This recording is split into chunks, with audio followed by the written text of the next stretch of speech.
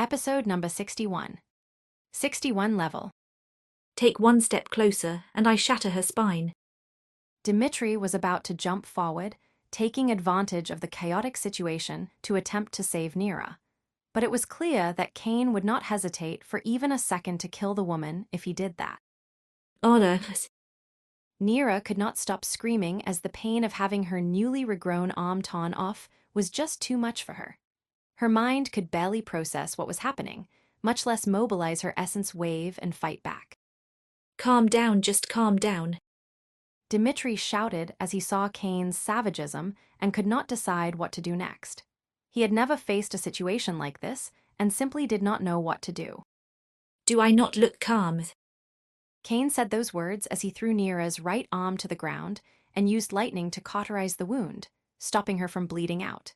Cain's eyes were so cold that anyone that saw them would not think they belonged to a 14-year-old man, but an ancient monster who had bathed in the blood of countless enemies. Deep inside, a red dot of light was growing stronger by the second. Dimitri did not even bother to learn more about Cain when he discovered this one was a commoner. In his mind, someone like that could never be a threat to a genius like him, but he had lost complete control of the situation. Hear me out. Dimitri attempted to talk his way out of this predicament, but Cain interrupted him. I don't care. I will gouge her eyes if I see you following me. Cain's voice was absolutely calm, making the apprehension in Dimitri's heart only increase. He then jumped into a large tree's branch before flashing deep into the whisper forest. Cain advanced at a shocking speed, despite the deep wounds on his body and having to carry Nira with him. He could resist those large lacerations that reached to the bones so well because of the warrior pill he consumed before all this ordeal even began. Although there was no sign of Dimitri, and the basic scan force field did not detect this one, there was no doubt in Cain's mind that the man was following them. That did not bother Cain since he was counting on that. Cain was not advancing randomly in the Whisper Forest. There was a place that the reports about the Tier 1 danger zone marked as a particularly dangerous place, and he headed to it. In less than 10 minutes, Cain reached a large mountain, and his eyes noticed a large cave. System has successfully hacked into target's AI chip, preventing any communication with the exterior. That message from the Absolute Life Form system appeared just in time, making a smile appear on Cain's face. He was sure Dimitri would not ask for help, but there was no way to say what Nira would do in her current state. From the moment Cain captured the woman, he used basic hacking to stop any communication, and now the effect would remain even if she left the basic scan force field as range. Now that he shut down the communications, Cain carried on with the next phase of his plan. First, he gouged one of Nira's eyes, making her screams of agony reach a whole new level.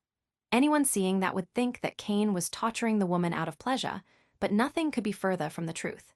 Cain generated that gory and gruesome scene to affect Dimitri's mind, which in turn provoked a flaw in the shadow ability of this one.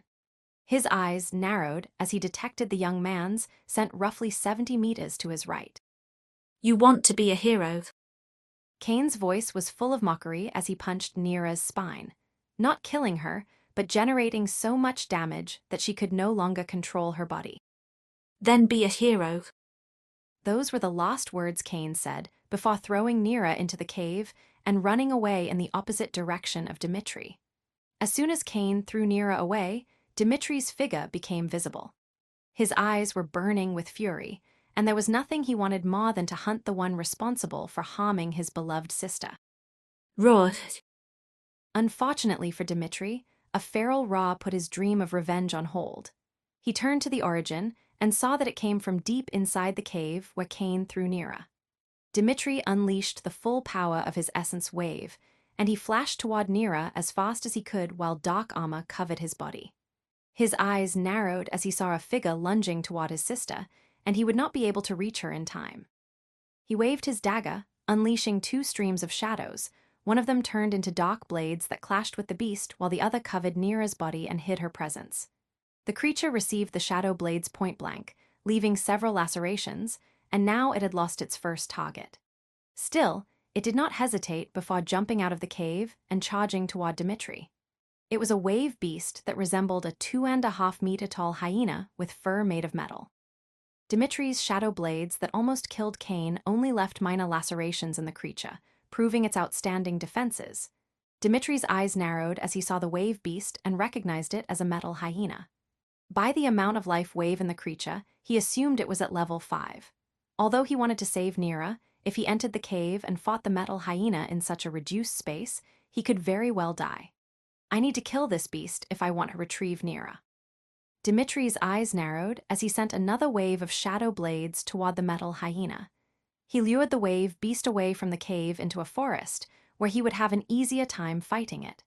Two eyes looked at the battle from the darkness, waiting for the right time. Thank you for listening to the Age of Chaos audio story. Storyfy grows with listeners like you. Support the series by sharing it and join our Telegram for the latest updates.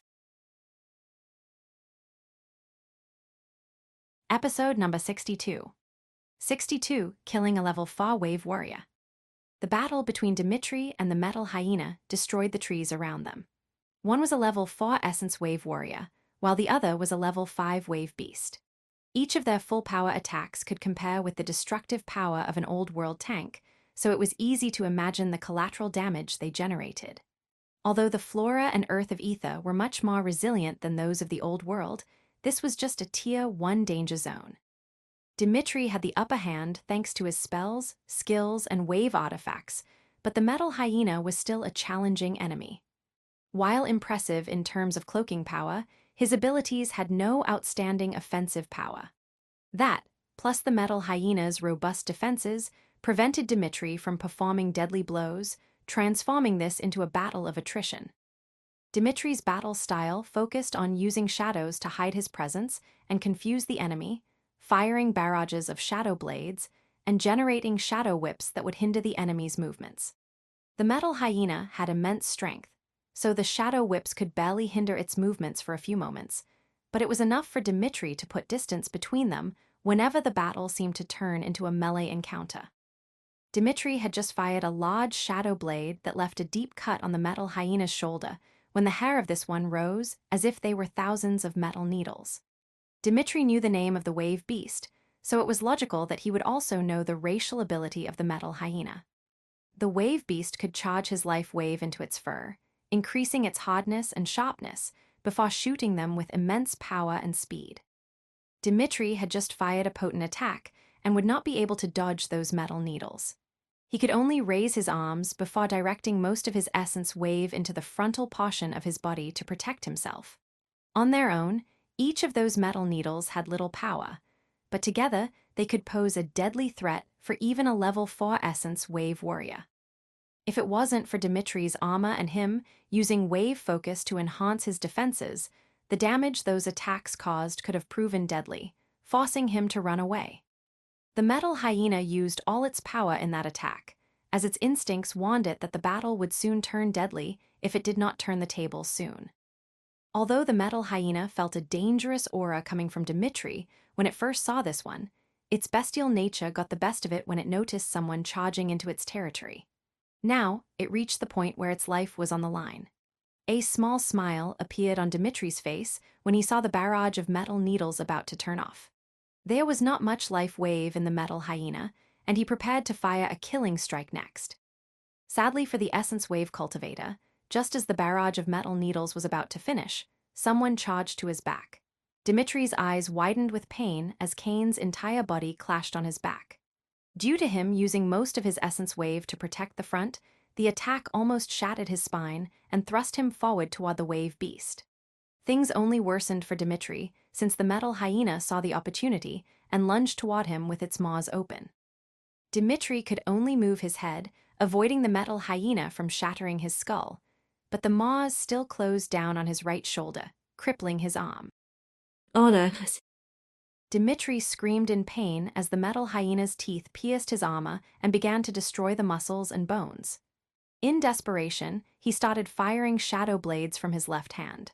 The dagger was on Dimitri's right hand, so he could not use it, and without the wave artifact amplification, the shadow blades lost a significant portion of their power.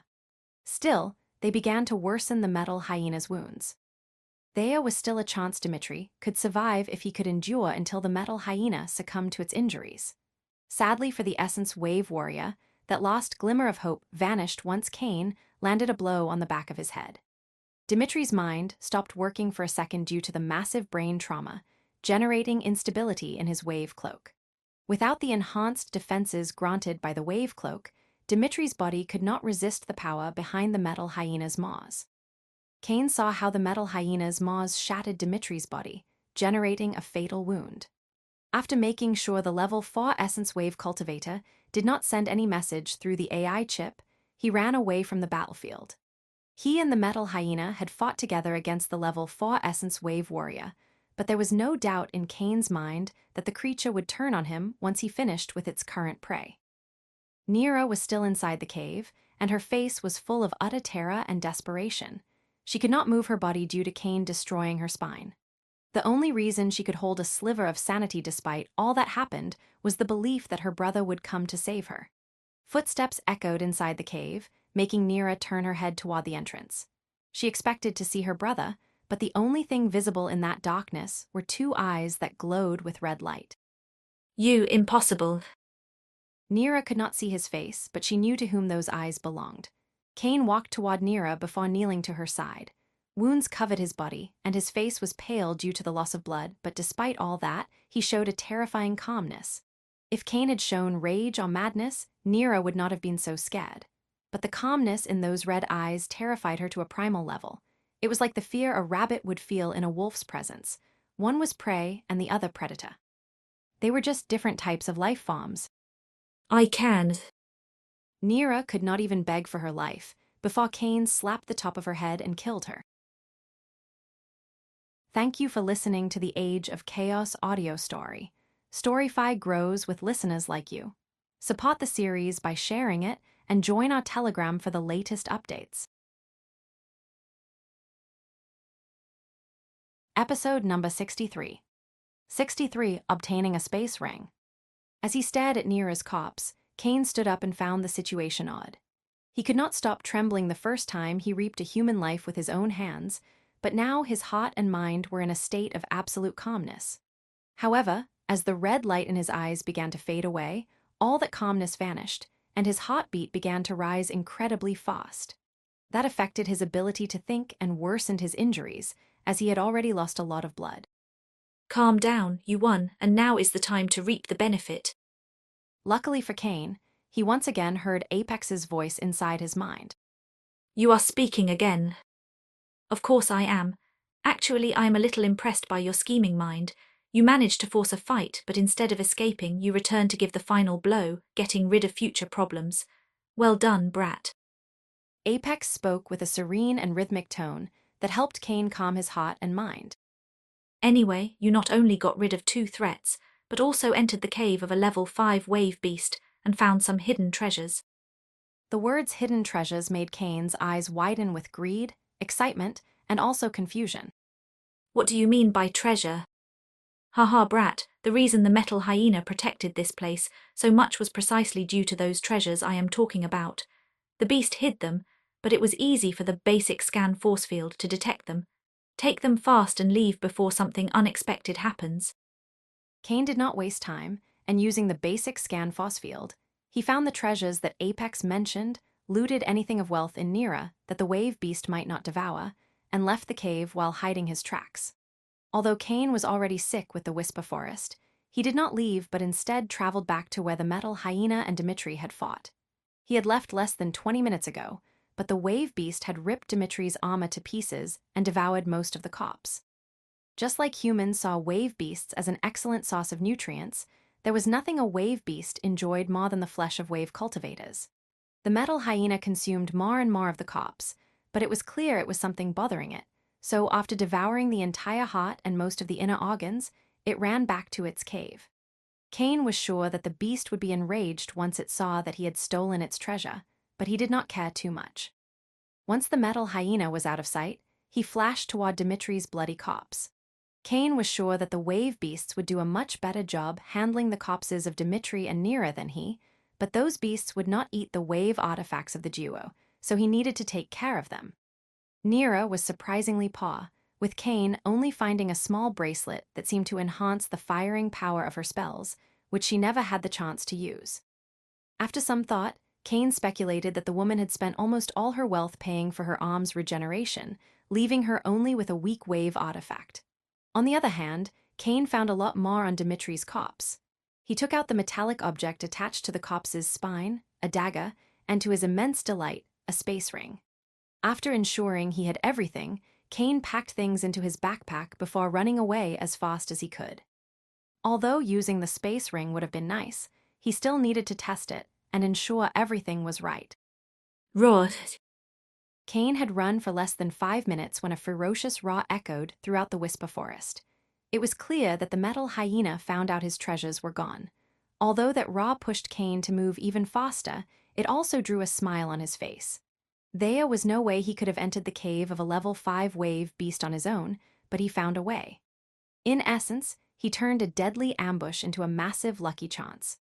Kane kept running for almost 10 hours and only stopped once his body began to fail.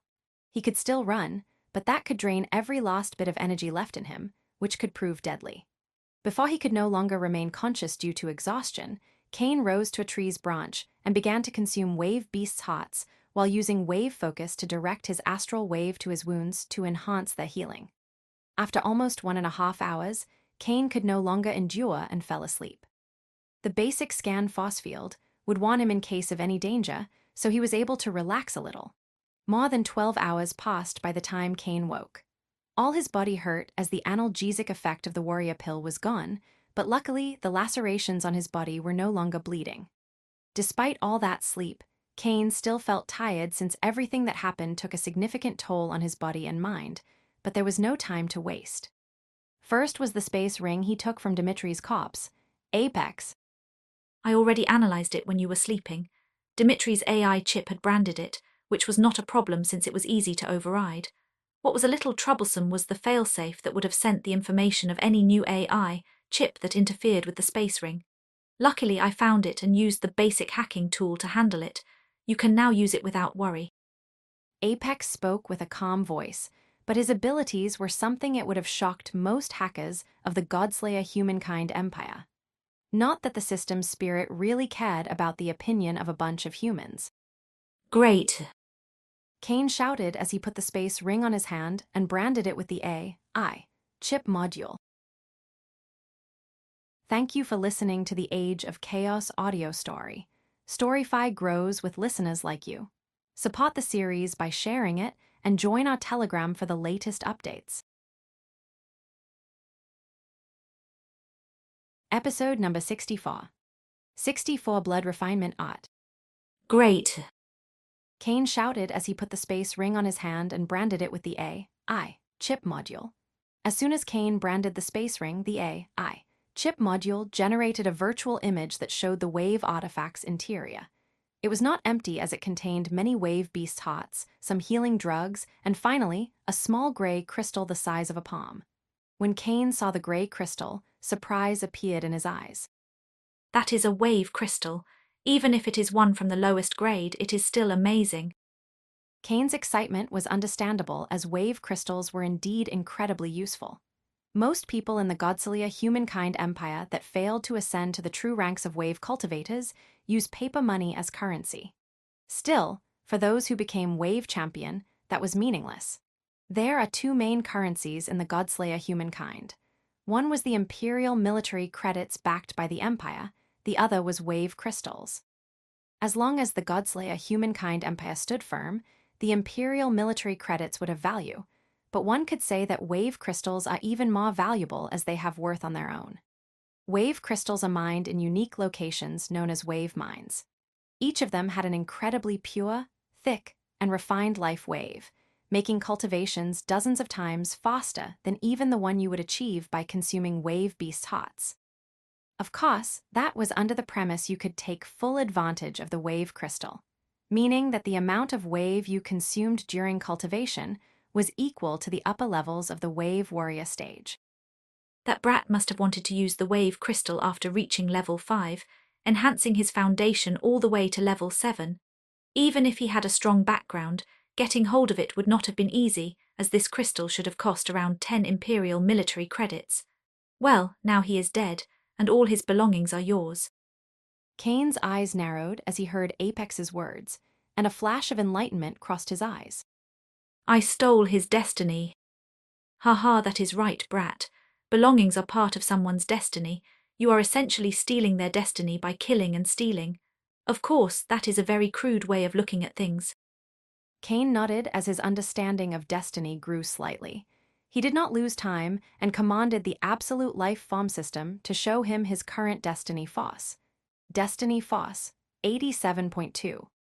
Once again, Kane was shocked, and the smile on his face grew immensely. The fact that he obtained those by killing two humans did not bother him in the slightest, since the duo came with nefarious intentions after him. There was enough Destiny Foss to use basic genetic suppression and get rid of the emotional instability of his bloodline, but after some thought, Kane chose against it.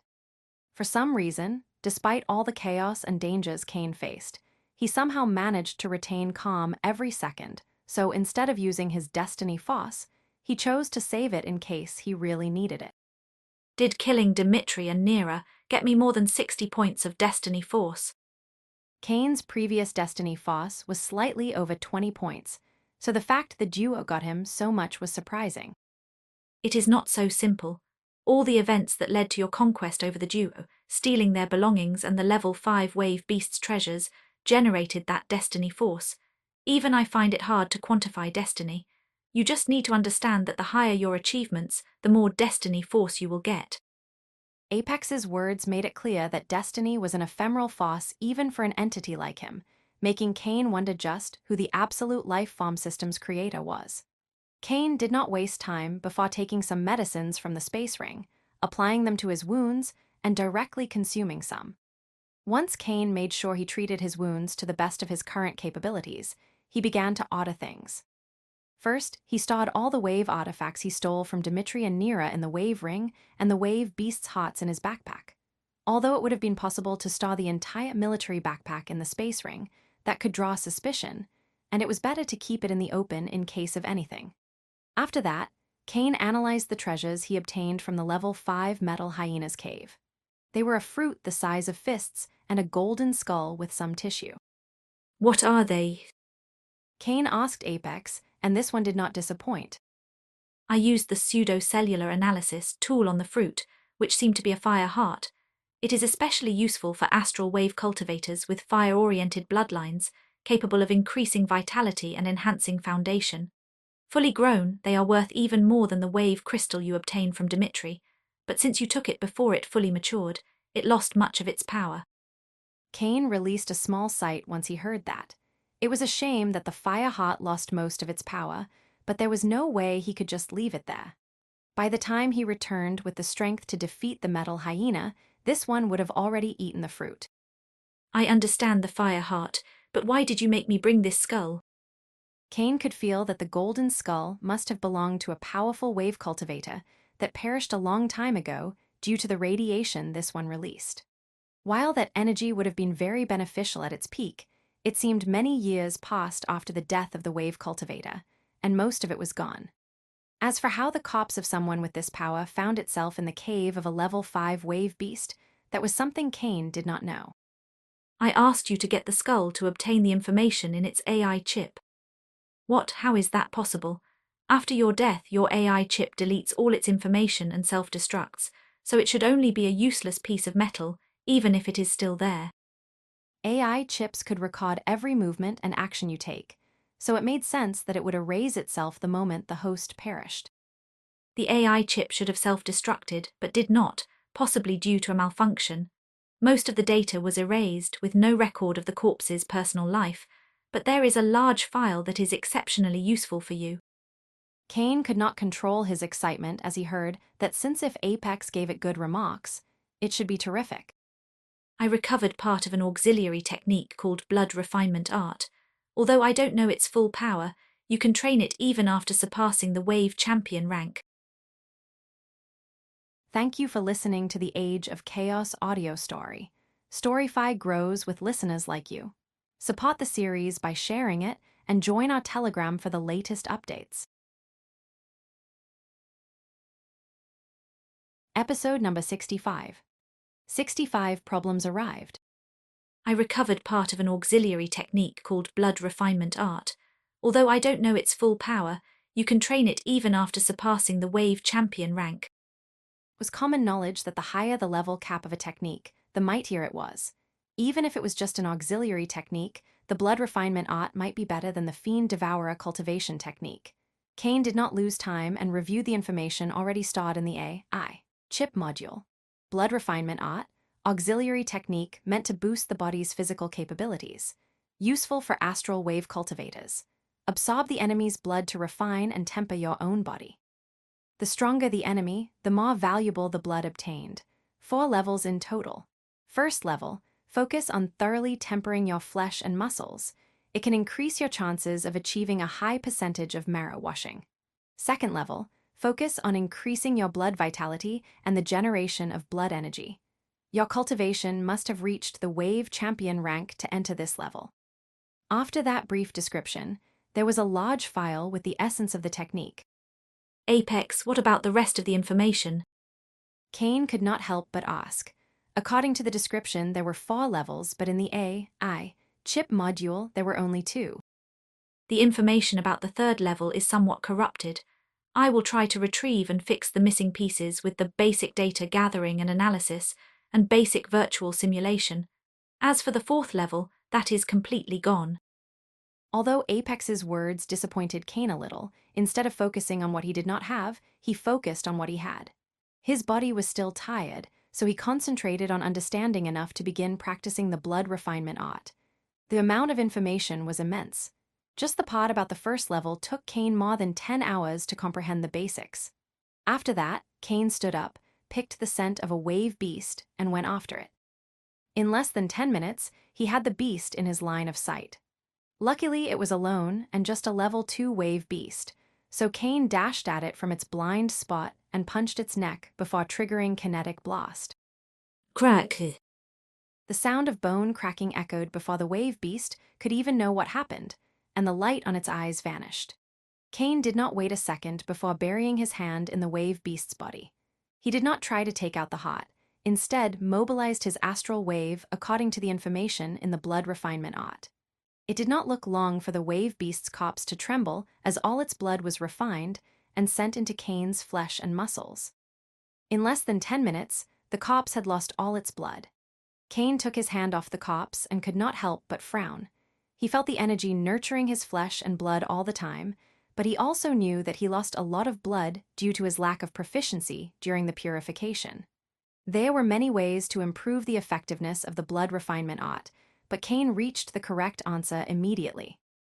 If I improve my comprehension of the blood refinement art, I will lose less blood during the purification, and the greater the effect of the energy would be in my flesh and blood. Well thought, brat. That is the right path. Others would have considered shortcuts like buying blood of stronger beasts, but in the end, that would cripple your training in the blood refinement art. Cain heard Apex's voice in his brain and showed a smile before nodding. Hard work would create a good foundation, which was always better than short-term gains. Before the blood refinement art, Cain wanted nothing more than to leave the Whisper Forest, but now the Tier 0 danger zone was like a paradise for him. It was not until Sunday that Cain left the Whisper Forest, got on his military truck, and returned to Lightning Imperial Fort. Once he was back inside the collapsing Lightning Military Academy, Cain left all the herbs inside the military truck and sent this one on its path. Since the mission only involved recollecting herbs, there was no need for Cain to deliver them himself. The military truck would go to the deposit, where drones would take care of the menial work. Cain returned to his residence, bowed to his father's altar, took a shower, and went to sleep. He only woke up when the rays of sunshine appeared through his window, and the first thing he received was a message from the collapsing Lightning Military Academy. Saint of Killers, you have been awarded 208 Imperial military credits for fulfilling the mission D-23.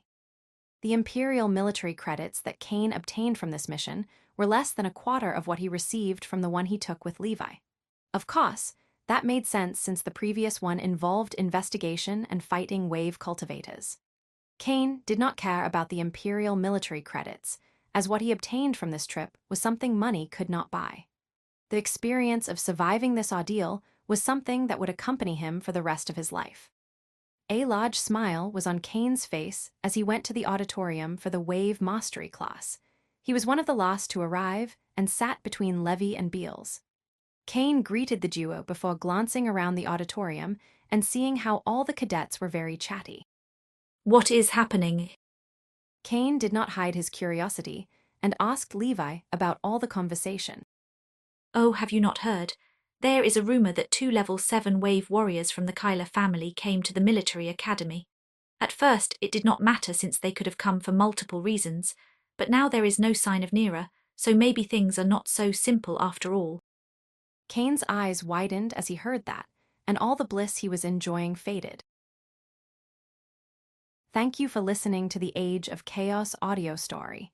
Storyfy grows with listeners like you. Support the series by sharing it and join our Telegram for the latest updates. Episode number 66. 66 Stronger Bond. What the hell? Not only did they send someone to investigate incredibly fast, but they even sent 2 level 7 wave warriors. Kane's eyes widened, and his emotion went into turmoil. He knew the Kyla family would investigate Nira and her brother's demise, but did not expect them to be so fast. Focus. Apex's voice echoed inside Kane's mind, and immediately all signs of distress on his face vanished. The worst thing he could do right now was to act suspicious, as that would focus the investigation on him. Even if there was no concrete evidence, if the Kyla family grew too suspicious, there was no way they would not act in the darkness to find out the truth. Kane believed in himself, but he was not so arrogant as to think he could face 2 level 7 wave warriors with his current power. The best path forward was taking things one step at a time and not rushing things. Although Kane managed to hide his shock from almost everybody else in the auditorium, 2 people saw everything. A meaningful light appeared in Levi's eyes as he stared at Kane and began to speak with this one through his AI chip. My mother used to read me fairy tales when I was little. I still remember one about a righteous king and a tyrant. They did not like each other, but there was a pact of non-aggression between them and their forces. Kane was confused by Levi's words, but did not interrupt and let this one carry on with his tale. One day, a knight from the righteous king went to explore a mine, and a servant from the tyrant ambushed him. The knight was brilliant and managed to kill his enemy, but things did not end there. Even if the knight acted in self-defense and did not break the pact of non-aggression, the tyrant would not accept that. Kane's eyes narrowed, and he figured out the hidden message between those words. The righteous king was no other than the imperial military force, and the tyrant was the Kyla family. The righteous king was known for protecting his people, and as long the knight proved innocent, he would not hand him over. Unfortunately, the tyrant was an excellent liar, and even if that did not work, this one was famous for getting rid of annoyances in the dark. I don't remember very well how the story carries on. Do you think the knight was smart enough to erase any sign of his presence? Levi stared at Kane for a moment, and both nodded as they reached a silent agreement. Of course, the knight did it. He ensured the servant could not communicate with the outside, and handled the corpse so no one could find a trace of his presence. The duo smiled after that, and none of them carried on. Kane already said plenty. Anything else would not benefit any of them. Nevertheless, as they were about to change the subject, Beals sent an invitation to the duo so they could talk through their AI chips. Kane and Levi looked at Beals' calm expression and accepted her invitation. Both expected many things, but the woman took them by surprise. Are you guys talking about Kane's involvement in the disappearance of that trash named Nira? Kane frowned as he heard that message. Unlike Levi, Beals' words were too direct, and no matter his answer, they could put him in trouble. Beals was not bothered by Kane's irritation and carried on as if nothing significant had happened. If the enemy is one of the level 7 wave warriors, you can count me out as I will not help you. Kane did not say a word and just nodded. Although he showed nothing on the outside, his attitude toward the woman took a sharp turn. Or at least, that was until he heard what Beals said next. However, if the one coming at you is a wave champion, I would not mind giving you a hand.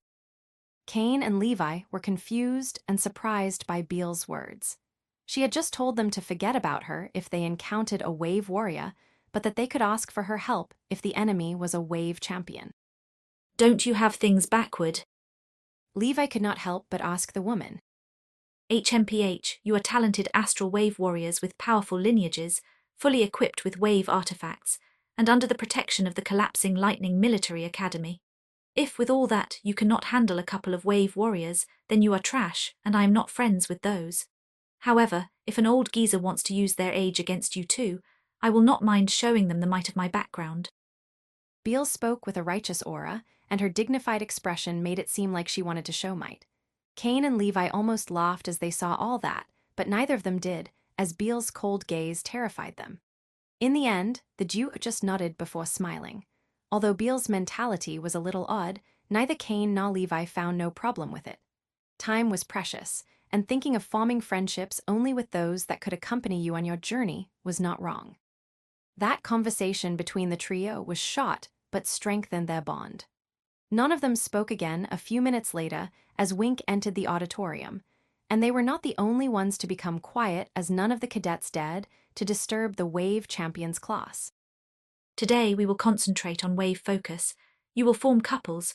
One will use the art for offense while the other will use it for defense.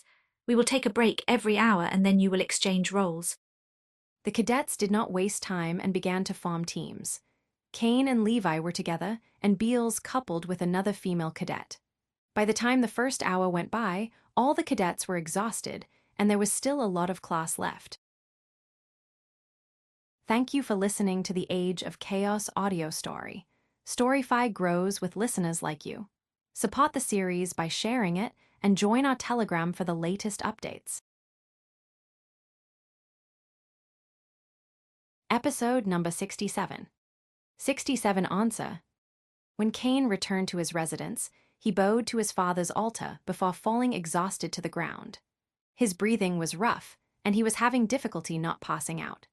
The training of wave focus not only made him deplete every iota of astral wave inside his body, but also put his mind under immense stress. It took all of Cain's strength to wash his body and eat a meal before plummeting into his bed and falling asleep. Cain woke up in the middle of the night, and the first thing he did was eat again, but this time he devoured a wave beast's heart. As he engulfed it, he also communicated with Apex. Apex, did you finish the investigation? Cain was sure he covered his tracks, but there was a chance people would find out or at least suspect his involvement in the demise of Neera and her brother. He wanted to be ready for that day, so he asked Apex to investigate the Kyla family. Yes, I did. Since the Kyla family is a noble family, I could not find information about them open to the public. Luckily, it only has a Viscount title, so it was pretty easy to hack my way into their records. The Kyla family is a noble family more than 200 years old. Their fiefdom is in the collapsing lightning sector and has more than 20 million people. It has 3 wave champions, with the patriarch being James Kyla. The other 2 are Rick Kyla and Unur Kyla, the son and cousin of the patriarch, respectively. Their family is known for practicing the silent shadow cultivation technique, and they are very good at assassination and ambushes. According to recent information, James Kyla moved away from the family head position due to his old age and handed over the role to his son Rick Kyla. Unlike his father, Rick Kyla is still in the prime of his life at only 89 years old. Since he is a wave champion, and his lifespan reached 300 years old, his body is far from starting to decline. Apex began with a broad description, giving Cain an idea of who he would be dealing with before going into details. Rick Kyla has sired many children over his life like most nobles. Neera is one of them, but there is no sign the man does care about her. She entered the collapsing Lightning Military Academy to make a name for herself in the military, not that it worked. If you had only killed Neera, then maybe Rick Kyla would not even bother to investigate. The problem was her brother. Dimitri Kyla was a talented wave cultivator that entered the collapsing Lightning University. He and Neera had a close relationship since they shared the same mother. That is why he did not hesitate to leave the university for a few days to help her deal with you. Rick Kyla had many hopes for Dominic to be his successor and had poured plenty of resources into this one. Apex's briefing ended there, but it gave Cain a lot to think about. I see. After being unable to communicate with Dimitri, Rick Kyla must have used his full power to launch an investigation. The level 7 wave warriors figured out Dimitri came to see his sister. Since their fiefdom is in the collapsing lightning sector, it is no wonder they reached this place so fast. Now that they confirmed that both are missing, they will look at Nira's life inside the military academy, and my name will surely come out.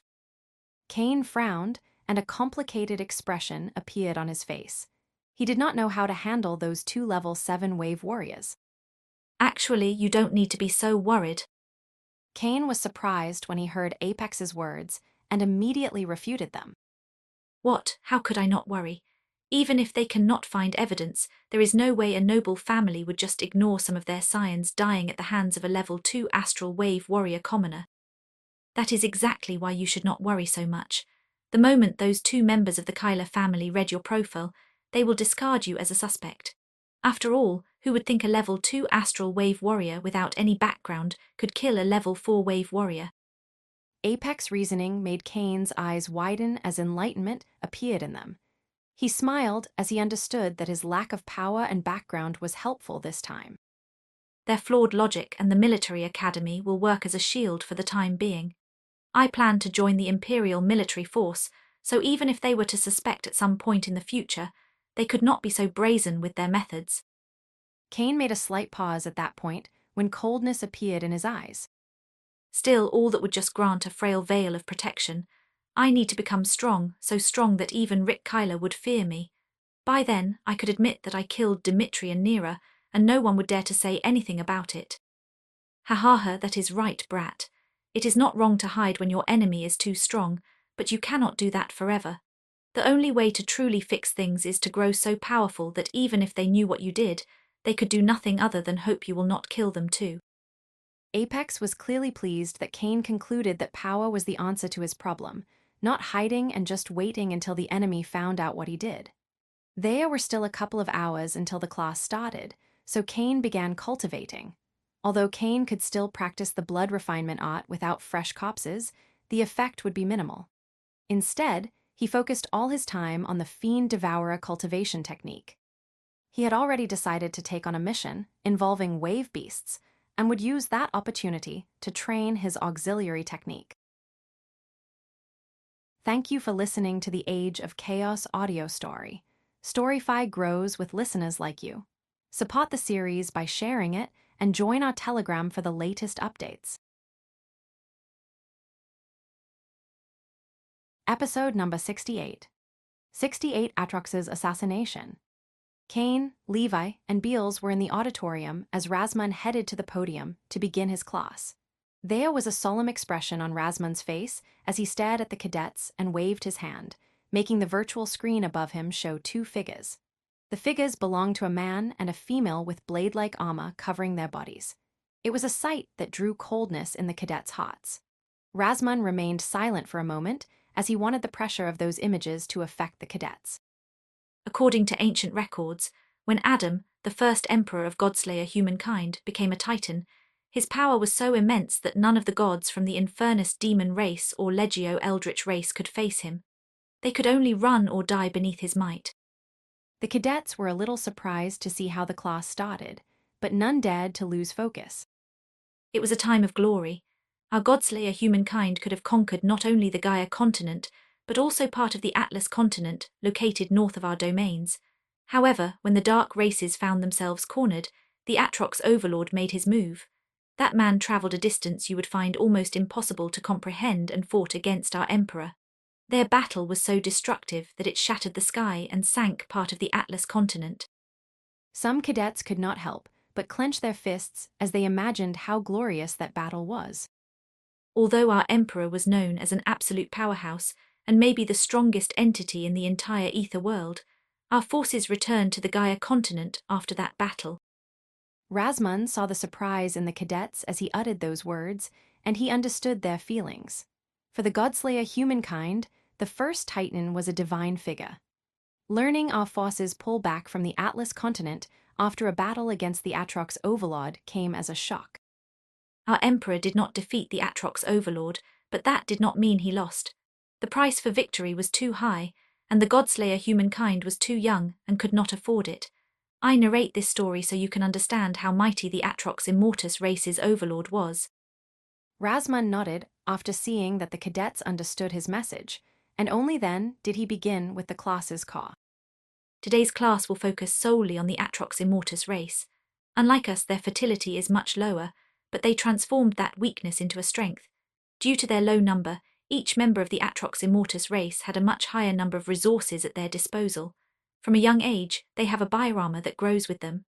Their population is roughly 1/1000 of ours, but the number of them that embark on cultivation and choose the battlefield path is also 1000 times higher than ours.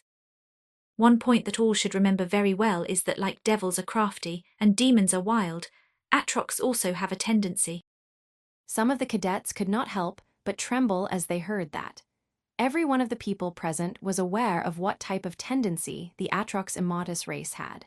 If the Godslayer humankind was greedy, then the Atrox Immortus race was cruel.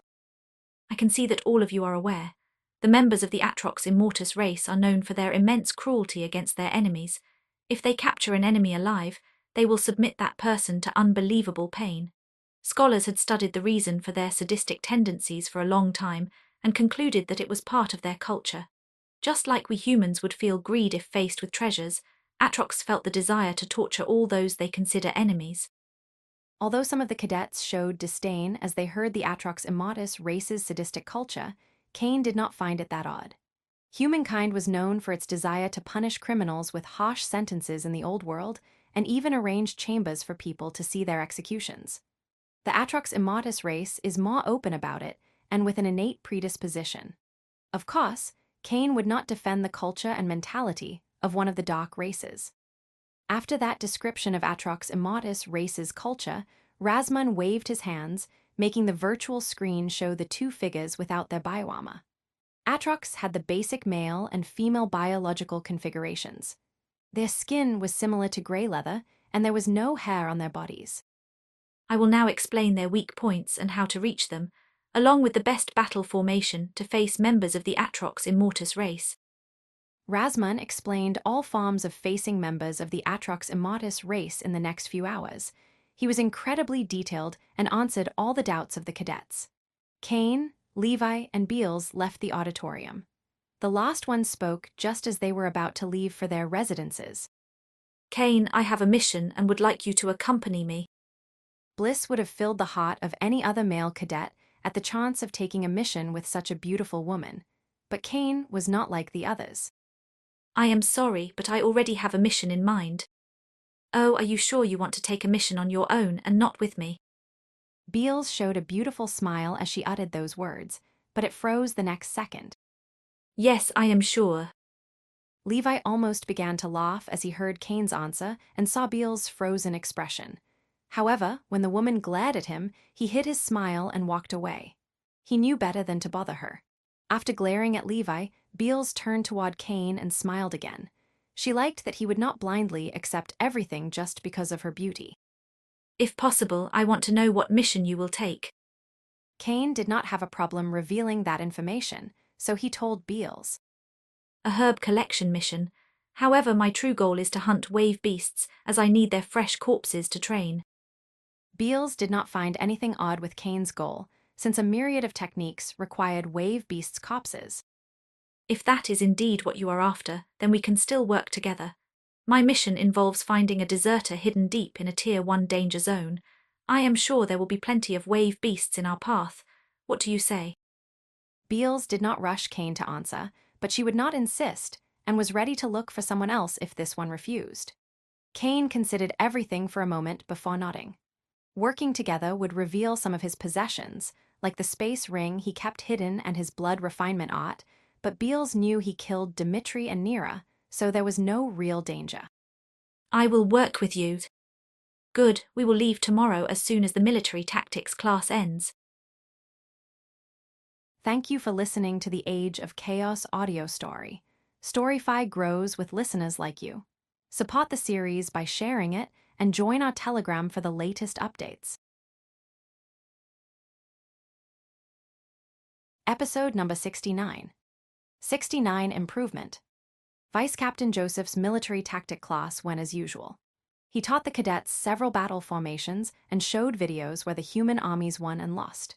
In each case, he explained each scenario in detail, and more importantly, he gave guidance based on his experience handling unexpected threats and changes on the battlefield.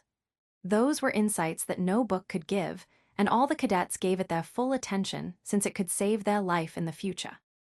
As soon as the class ended, Kane and Beals said goodbye to Levi before getting into a military truck and leaving the Lightning Imperial fort. Just like during his mission with Levi, once the military truck left the fort's range, Kane glanced at Beals, and both activated their armors.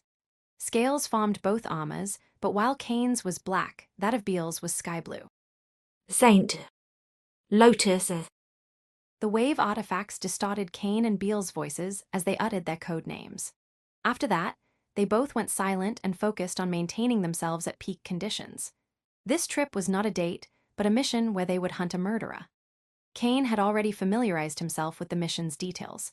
They were after a soldier who traveled to a nearby city named Corin City as part of a squad dispatched from the Lightning Imperial fort tasked with erasing some gangs. The deserter in question was the squad leader, a young level 4 astral wave warrior named Salah Jones. He fulfilled his mission and killed the gang's leaders, but he raped and killed a few of the gang's female henchmen. Although the Godslayer Humankind Empire was not known for its leniency toward criminals, acts like those of Salah Jones were not permitted and punishable by branding you as a Tier 0 criminal. The fact that the man was part of the military only worsened his case, since the Godslayer Humankind Empire would not let anyone defile the Imperial Military Force's name, especially its soldiers. Once Salah Jones found that his acts would come to light, he fled from Corin City and headed deep into the forest that contained a Tier 1 danger zone. Kane and Beals' mission did not involve apprehending Salah, but only finding out his whereabouts. They were not the only ones since this was an open mission, and other teams made of cadets or even soldiers could participate. Of all the information that Kane obtained for the mission, one thing bothered him. According to Salah Jones' personal file, the man was somewhat unruly but did not seem capable of such heinous acts. There was the chance someone used Salah Jones as a scapegoat, but Kane doubted something like that would happen. After all, there should be no one in Corin City that could have the type of background needed to incriminate a level 4 astral wave warrior. I should not waste my time with useless assumptions. I will follow my heart if something unexpected happens. Kane glanced at Beals as the military truck led them to Corin City, and he commanded the Absolute Life Form system to scan him and her. He scanned himself to have an accurate measurement of his power. As for doing it with Beals, there was no ill will behind that, but he also wanted to know just how strong she was as they would fight together. Scanning vessel. Name, Kane Lorifa. Race, Godslayer Humankind. Path of Power, Astral Rebirth Level 2 Wave Warrior. Lineage, Lightning Lupus. Wave Talent, Low Tier 4. Stats. Strength, 0, 19, 0, 26. Agility, 0, 25, 0, 32. Vitality, 0, 23, 0, 33. Wave, 0, 22, 0, 28. Kane was a little surprised by the rise of his stats, especially those of strength and vitality. However, it made sense after taking into consideration the blood refinement art. Scanning target. Name, Beals. Race, Godslayer Humankind. Path of Power, Essence Evolution Level 2 Wave Warrior. Lineage, Wave Talent, Stats. Strength, 0.15. Agility, 0.19. Vitality, 0.31. Wave, 0.56. Beals' strength and agility were typical of an Essence Wave Warrior with a lineage, but her vitality and wave were surprisingly high. Kane was sure that, just like him, Beals trained a high-level cultivation method that allowed her to have a larger reservoir of wave and an auxiliary technique to improve her vitality. That did not surprise Kane at all.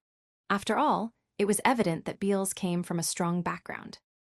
Once Kane learned Beals' weak and strong points and knew how to help her during a battle best, he focused again on his cultivation. It did not take long for the duo to reach Corin City.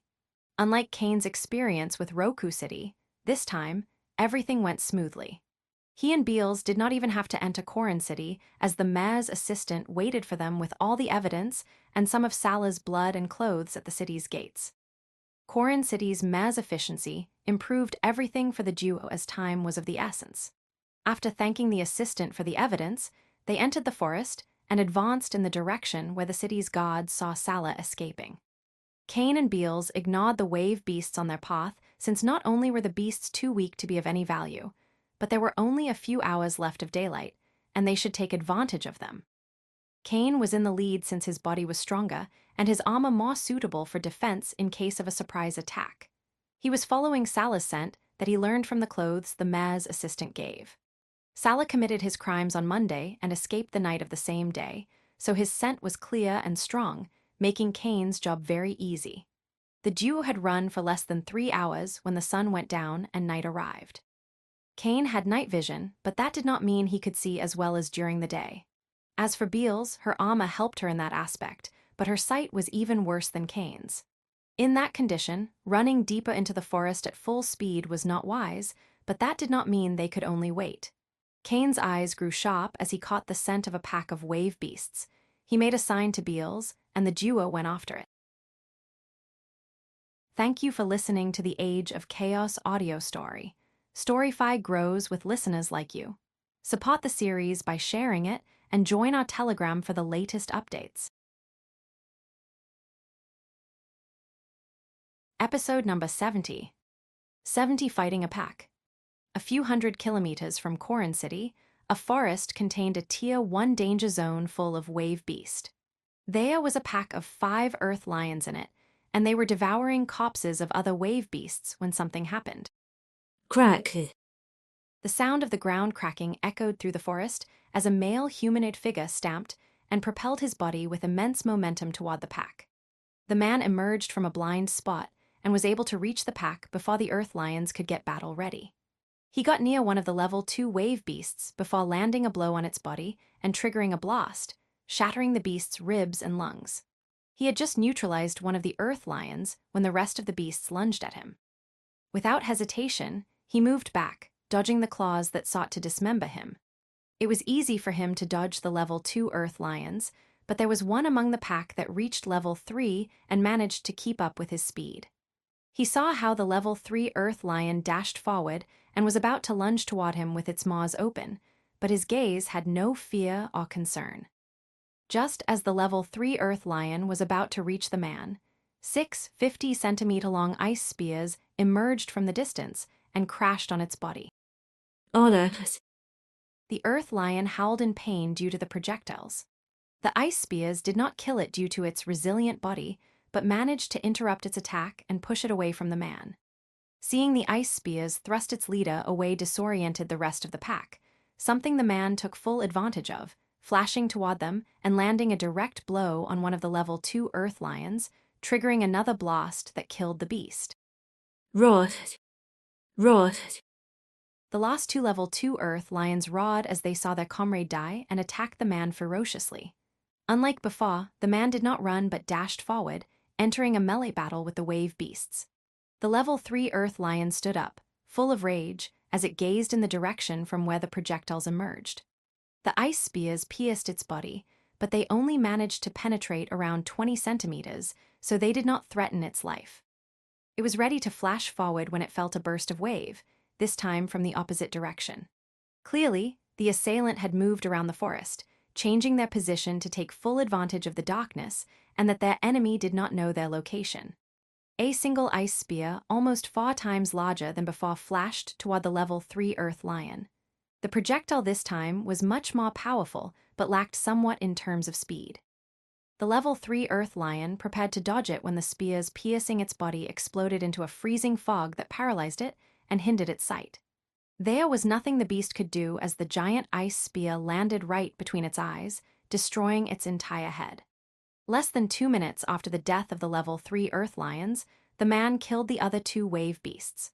Once all the wave beasts were killed, the hidden shooter emerged from the darkness. Beal's body emitted a cold aura, and the gauntlets covering her hands glowed with blue light, each with a 30-centimeter-long ice blade. Kane saw how Beals got near the level 3 earth lion and removed the beast's heart. Since she killed the wave beast, he had nothing to say about it and instead went ahead with his training.